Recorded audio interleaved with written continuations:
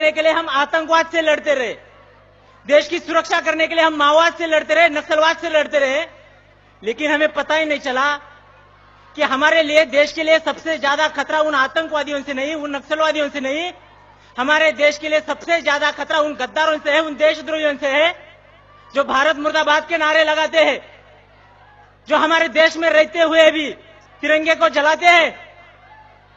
कोई बोलता है अफजल हम शर्मिंदा है, तेरे कातिल जिंदा है। बुरा इस बात का नहीं लगता दोस्तों, लेकिन बुरा इस बात का लगता है ऐसी बात करने वालों के पीछे हमारे देश में हजारों लाखों लोग खड़े हो जाते हैं, तब बुरा लगता है। मुंबई हमले का मास्टरमाइंड याकूब मेनन को फांसी की सजा सुनाई दी। जब उसे फांसी की सजा सुनाई दी उसमें कोई बुराई नहीं, लेकिन बुरा तब लगता है जब आतंकवादियों के जनाजे में हमारे देश के लाखों लोग जनसैलाब उमड़ पड़ता है, तब बुरा लगता है। दोस्तों, हमारे देश की सरहद की रक्षा के लिए हमारे जवान हर दिन शहीद होते हैं, लेकिन तब हमारे देश के अंदर कहीं आवाज नहीं उठती।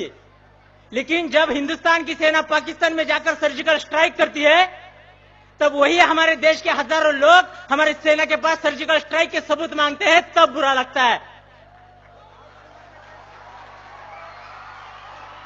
दोस्तों, संसद हमले का मास्टरमाइंड अफजल गुरु को फांसी की सजा सुनाई दी जाती है, उसमें कोई बुराई नहीं, कोई दो राय नहीं, लेकिन बुरा तब लगता है जब हमारे देश में उसके लिए शोक मनाया जाता है, जम्मू कश्मीर में उसके लिए बंद पुकारा जाता है और जेएनयू यूनिवर्सिटी में उसके लिए श्रद्धांजलि दी जाती है, तब बुरा लगता है।